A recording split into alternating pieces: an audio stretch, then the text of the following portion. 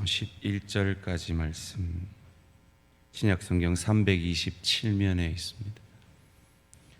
골로새 3장 1절에서 11절까지 말씀 한 절씩 교독하실 때 살아계신 하나님의 음성을 들으시기 바랍니다.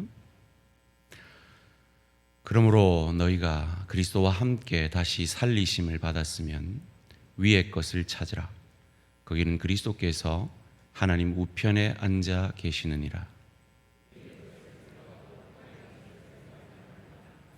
이는 너희가 죽었고 너희 생명이 그리스도와 함께 하나님 안에 감추어졌음이라.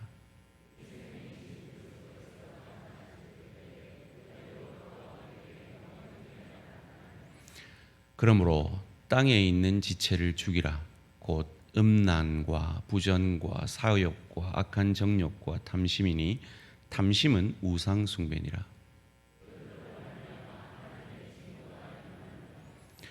너희도 전에 그 가운데 살 때에는 그 가운데서 행하였으나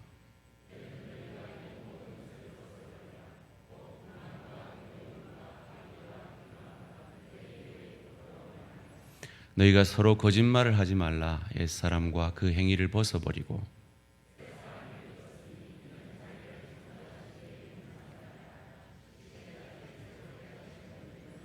함께 읽습니다.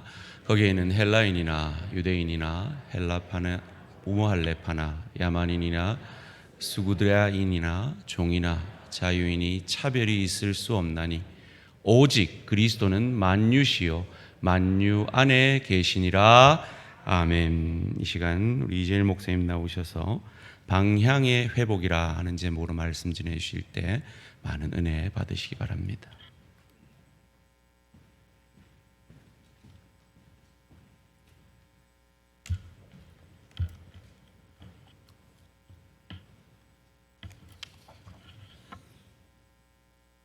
잠시 기도하겠습니다. 살아계시며 오늘도 우리와 동행하시며 함께 하시는 하나님, 오늘 이 자리 가운데 우리 안에 내주하시는 성령의 충만함으로 임재하셨음을 고백하고 찬양합니다. 주님, 한평생 죄에 매여 죽을 우리의 영혼을 살리셔서 오늘 이 말씀의 자리에 이르게 하셨고 또 목적을 따라 살 수 있도록 하나님 말씀 앞에 나아오는 이 기회를 허락하셨으니 오늘 우리를 성령을 통해 말씀을 통해 일깨워 주시고 우리의 영혼이 회복되는 그런 시간이 되게 하여 주시옵소서. 모든 영광 하나님께 올려드립니다. 예수님의 이름으로 기도드립니다. 아멘.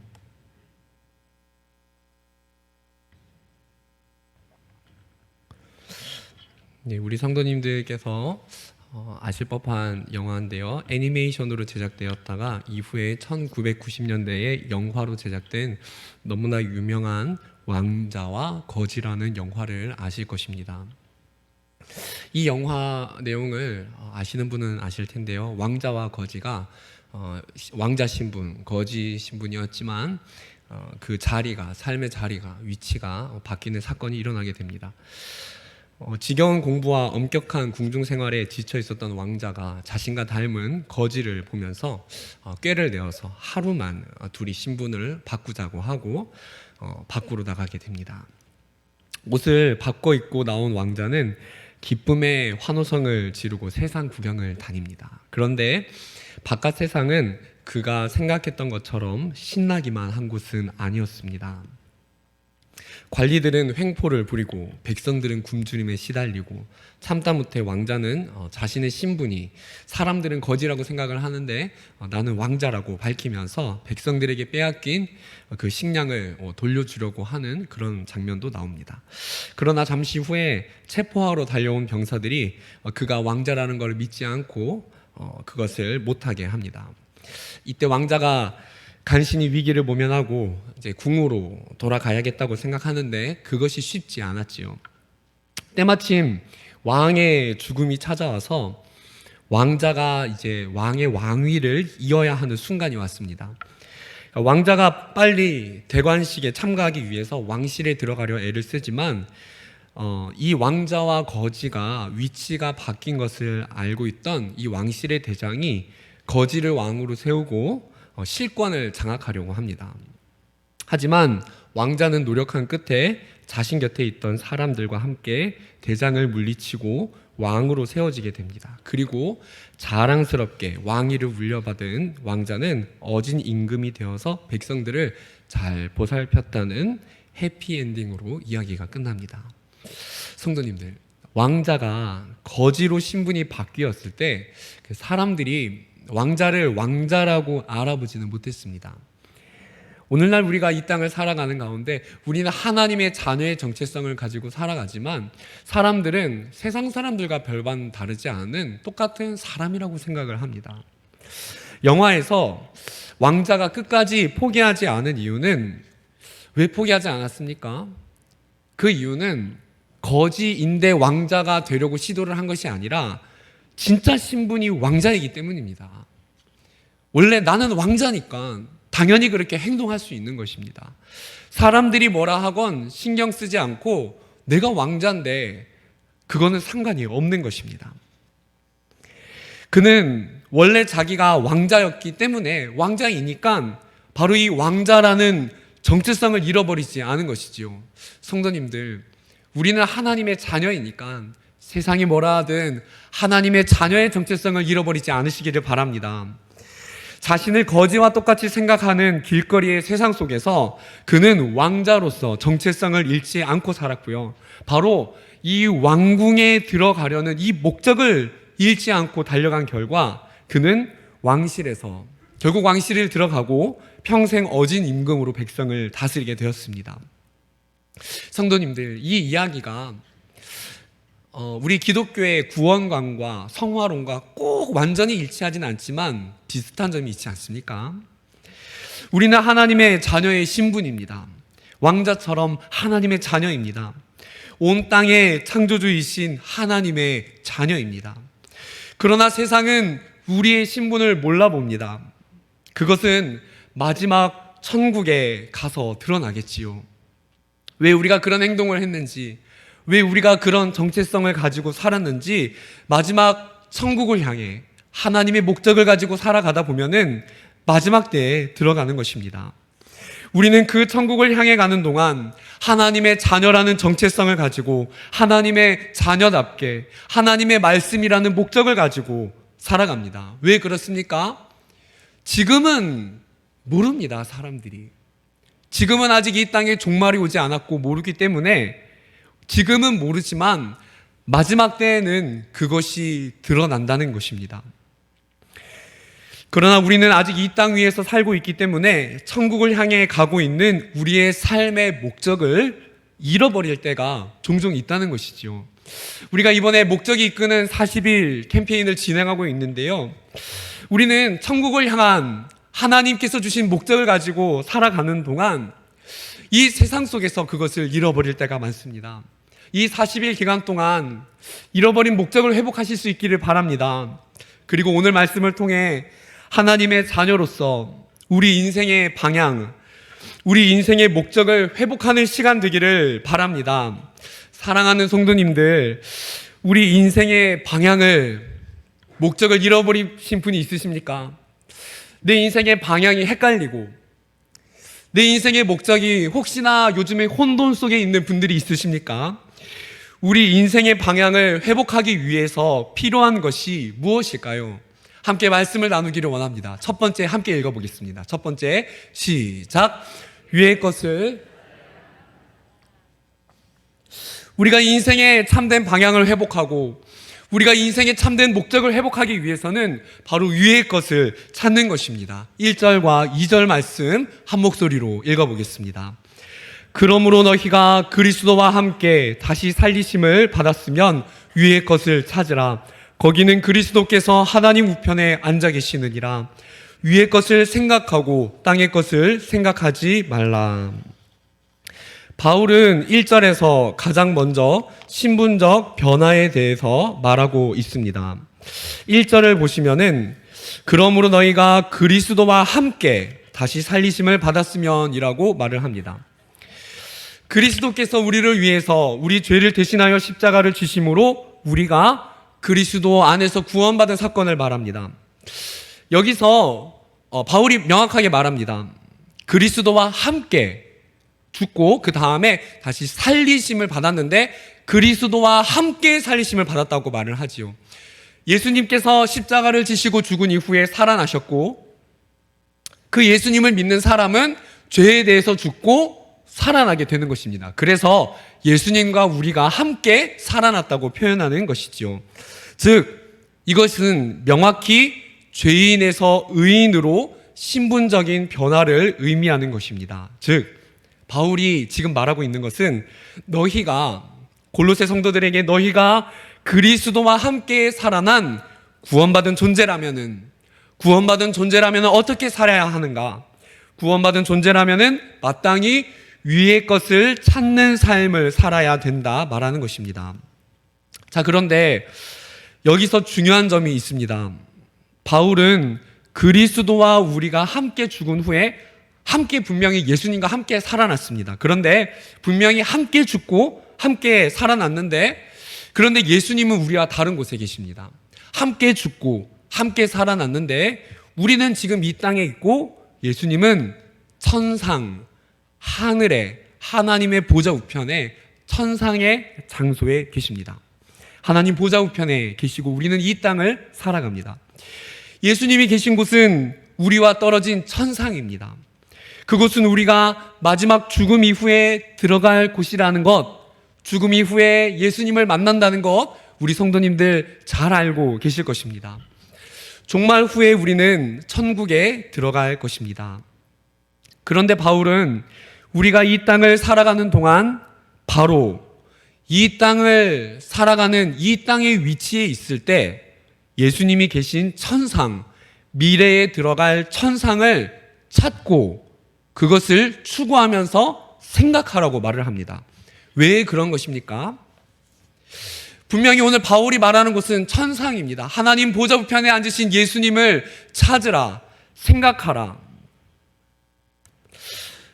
조금 더 구체적으로 설명하자면은 찾으라, 적극적으로 위의 것을 그곳에 우리의 생각을 계속 머물러라, 지켜내라, 그것을 따르라.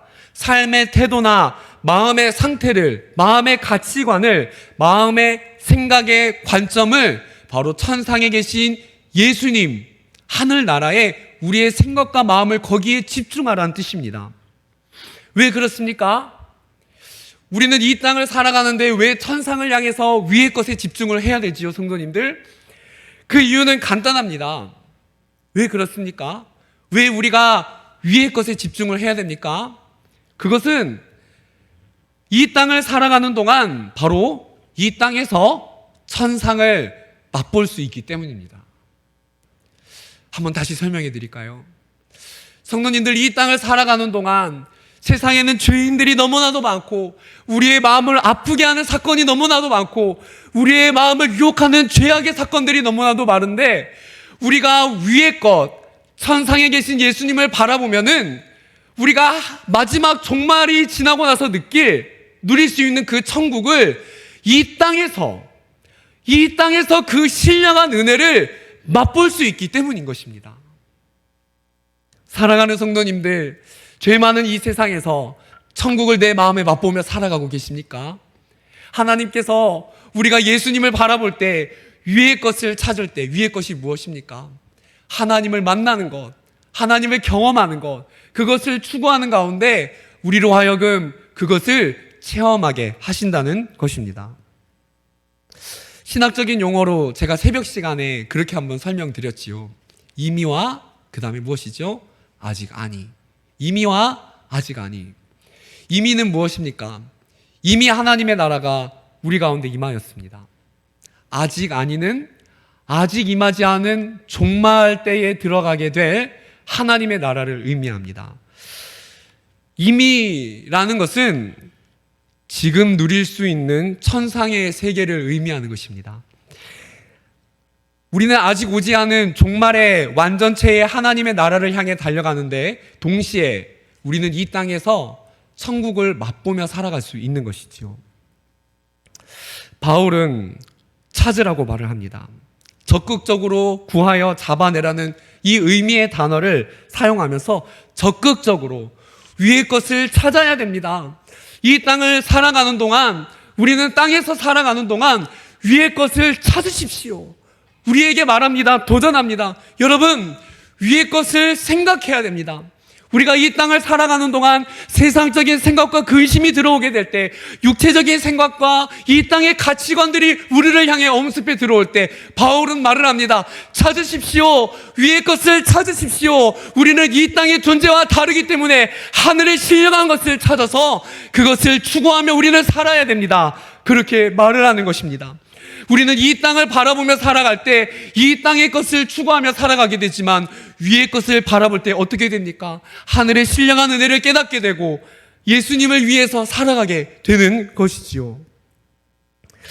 사랑하는 성도님들, 이 땅을 살아가는 동안, 고난이 많고 유혹이 많은 이 땅을 살아가는 동안 천상의 은혜를 맛보며 살아가시는 성도님들 다 되시기를 축원드립니다. 천상의 것이 무엇입니까? 위의 것은 무엇입니까? 땅의 것보다 우월하지요. 예, 천상의 것은 무엇입니까? 내가 땅에서 욕심내는 것보다 더 좋은 것입니다. 이 세상 사람들이 그렇게 집착하고 가지고 싶어 하는 것보다 훨씬 더 좋고 우리에게 위로가 되는 것이죠. 성도님들, 땅의 것은요, 우리에게 참 만족을 주지 못하지만 천상의 것은 우리에게 참 만족을 줍니다. 이 땅의 사람들은 우리에게 참된 위로를 주지 못하지만 천상의 위로는 완벽한 위로를 우리에게 부어줍니다. 그리스도께서 우리의 죄를 사하셨기 때문에 우리는 죄사함을 받고 바로 위의 것을 얻을 수 있는 것이지요. 그리스도와 함께 다시 살리심을 받았기 때문에 우리는 위로부터 오는 은혜를 얻을 수 있는 것입니다. 그러므로 성도님들, 삶의 방향과 목적에 있어서 내가 이 말씀을 듣는데 내가 땅의 것을 찾았거나 내가 최근에 땅의 것을 생각을 많이 했어. 그렇다면 오늘 다시 한번 위의 것을 향해 우리의 생각과 마음을 드높여 하나님의 은혜를 사모하시는 성도님들 되시기를 바랍니다. 다음으로 두 번째입니다. 함께 읽어보겠습니다. 두 번째, 시작. 땅의 것을 버려야 합니다. 자, 5절과 6절 말씀을 함께 읽어보겠습니다. 5절, 6절 시작. 그러므로 땅에 있는 지체를 죽이라. 곧 음란과 부정과 사욕과 악한 정욕과 탐심이니 탐심은 우상 숭배니라. 이것들로 말미암아 하나님의 진노가 임하느니라. 바울이 위의 것을 추구하면서 그 다음에 이어서 땅의 것을 버리라고 말을 하지요. 왜 그러냐면은 땅의 것을 먼저 버리려고 애를 쓰면 그것이 잘 되지 않습니다. 그런데 위의 것을 먼저 추구를 하면은 위의 것에 신령한 것을 맛보기 때문에 땅의 것을 버리는 것이 가능합니다. 그래서 바울이 먼저 위의 것을 생각하고 위의 것을 찾으라고 말하고 나서 이제 땅에 있는 지체를 죽이라고 말을 합니다. 이 말은 쉬운 말로 육체의 욕심을 이겨라 라는 말로 이해할 수 있습니다. 현대인의 성경에서는 이렇게 말을 합니다.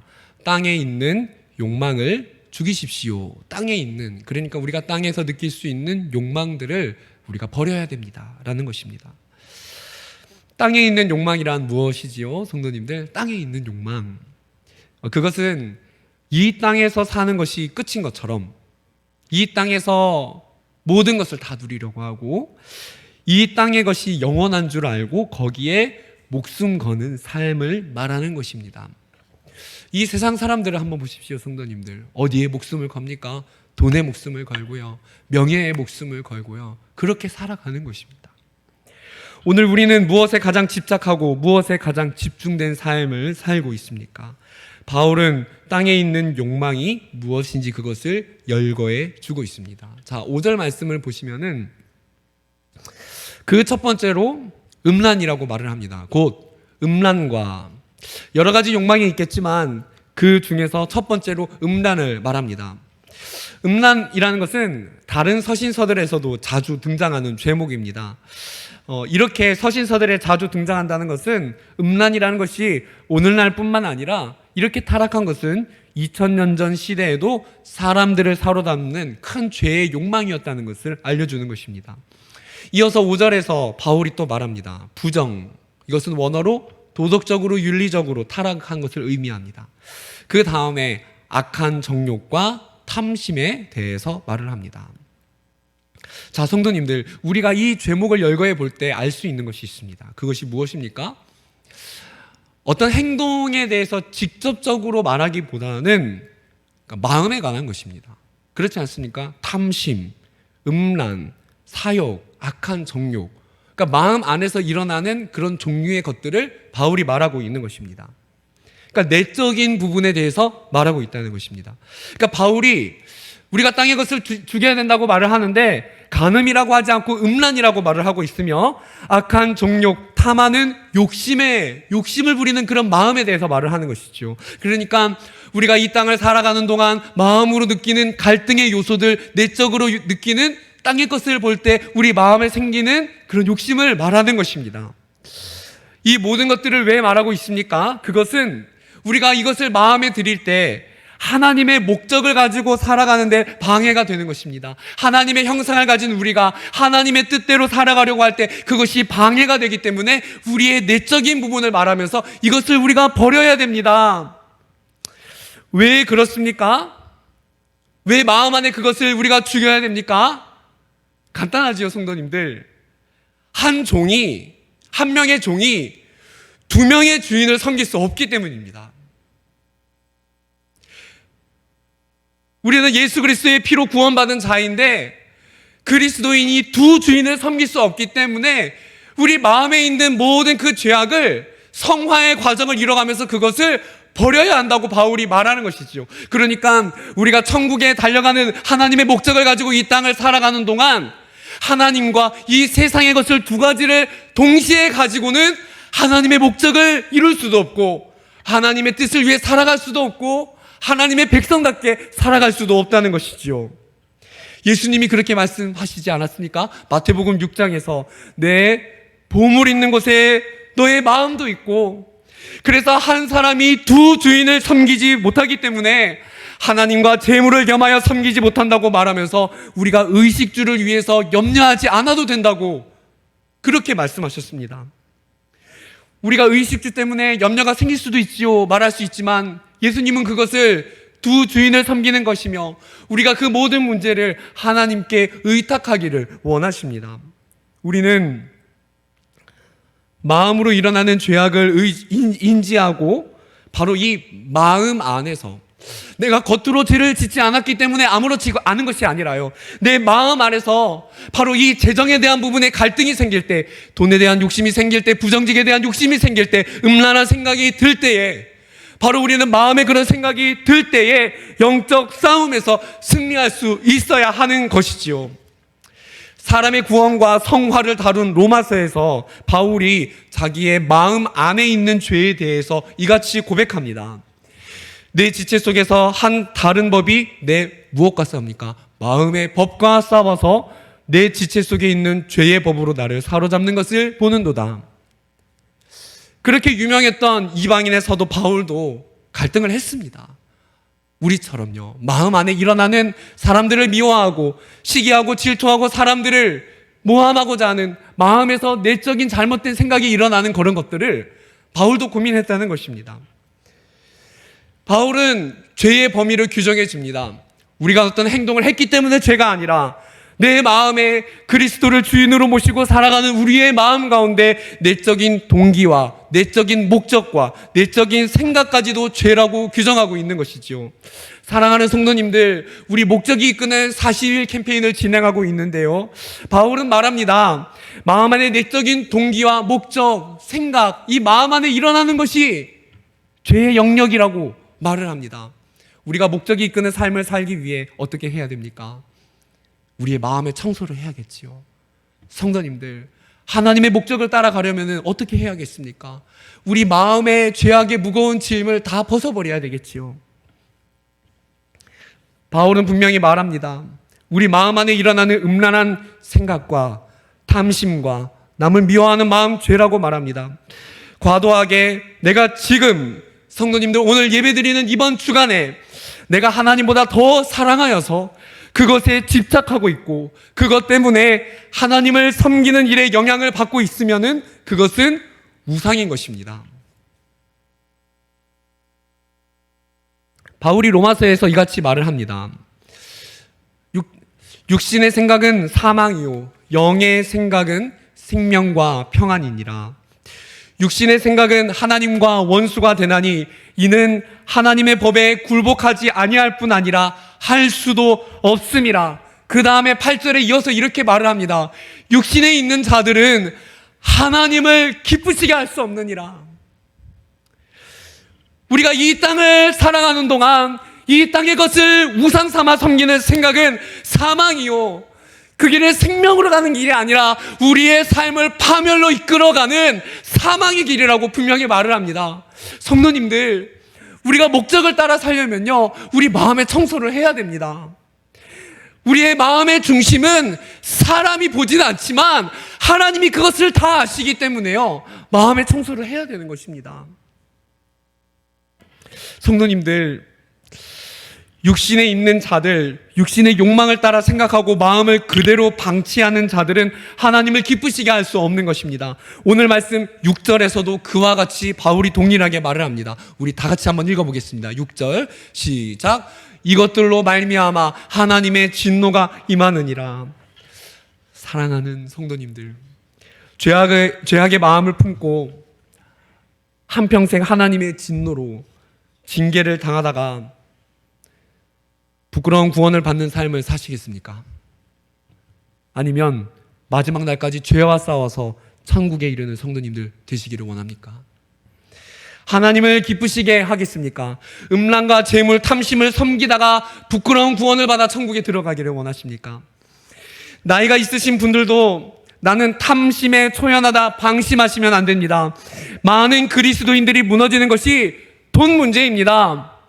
그렇지 않습니까?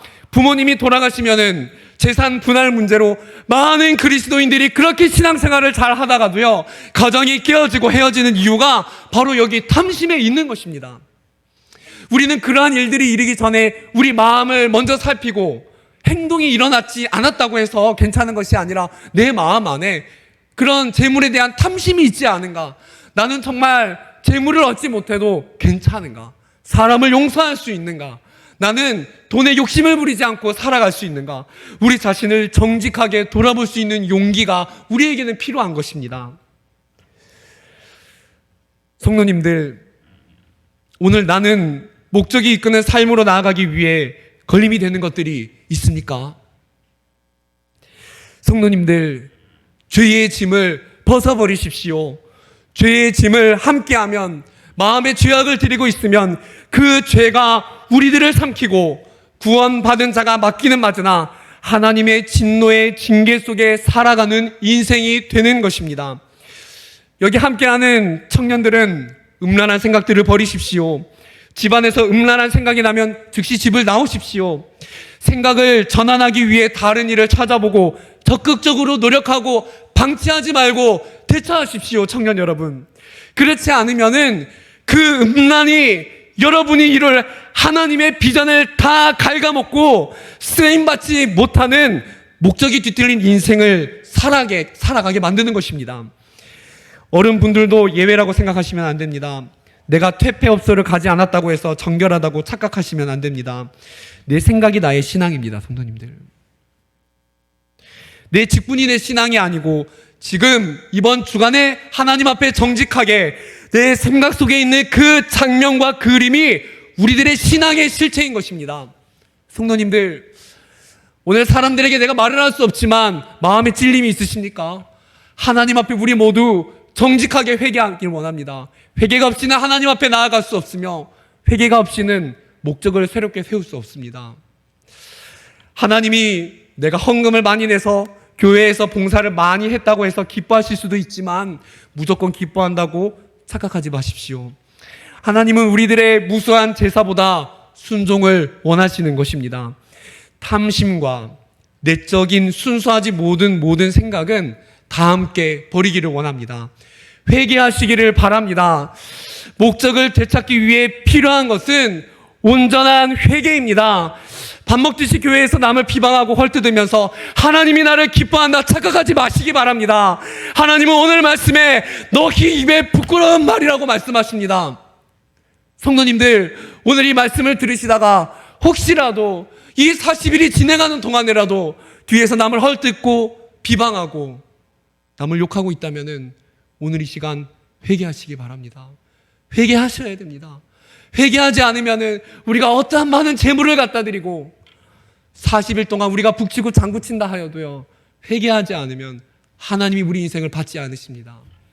성도님들, 우리 정직하게 회개하기를 원합니다. 그리고 혹시 말은 못해도 이 자리 가운데 계신 분들 중에 내가 교회의 직분자인데 퇴폐업소를 출입했거나 정말 내적인 것뿐만 아니라 내가 직분자임에도 불구하고 술을 입에 댔거나 그리스도인으로서 하면 안 되는 비방을 일삼았거나 세상적인 죄를 짓고 이 자리 가운데 혹시 오신 분들은 이 회개의 기회를 놓치지 마시고 회개하고 돌아가시는 은혜가 있기를 바랍니다. 그리고 그 죄를 끊으시기를 바랍니다. 회개하십시오. 회개할 기회를 놓치면은 여러분의 인생이 망하게 됩니다. 헌금의 타협도 회사와 직장에서 재정 사용을 정직하게 운영하지 않는 것도 죄입니다. 교회 안에서는 더더욱 깨끗해야 됩니다. 아무리 세상에서 어디서건 성과를 많이 내도 우리가 정결하지 않으면은 하나님의 진노가 임합니다. 성도님들, 우리 인생의 목적은 하나님의 뜻을 행하는 데 있습니다. 인생의 목적을, 방향을 회복하려면 땅의 것을 버리는 회개가 있어야 합니다. 회개 없이 회복할 수 없습니다. 함께 회개하시고 인생의 방향을 회복하시는 성도님들 되시기를 바랍니다. 마지막으로 세 번째 함께 읽어보겠습니다. 세 번째 시작. 감추어진 3절과 4절 말씀 함께 읽어보겠습니다. 3절 4절 시작. 이는 너희가 죽었고 너희 생명이 그리스도와 함께 하나님 앞에 감추어졌음이라. 우리 생명이신 그리스도께서 나타나실 그때에 너희도 그와 함께 영광 중에 나타나리라. 바울은 우리의 신분적 구원에 대해서 다소 어려운 표현을 사용하는 듯합니다. 3절에서 이는 너희가 죽었고 너희 생명이 그리스도와 함께 하나님 안에 어떻게 됐다고 말을 합니까? 감추어졌다. 하나님 안에 감추어졌다. 우리가 구원받은 생명이 감추어졌다라고 말합니다. 그리고 이 감추어진 생명이 예수님의 재림 때에 영광 중에 나타나게 된다고 말을 합니다. 쉽게 말을 하자면 이렇습니다. 아까 제가 서론에서 예화를 말씀드릴 때 왕자와 거지 예화를 말씀드렸죠. 사람들이 왕자는 왕자 신분이 맞는데 왕자인 걸 모릅니다. 우리가 구원받은 신자가 맞긴 맞지만 이 땅을 살아갈 때 아직 심판이 오지 않았기 때문에 사람들이 그것을 명확하게 잘 모릅니다. 언제 명확하게 잘 알게 되겠습니까?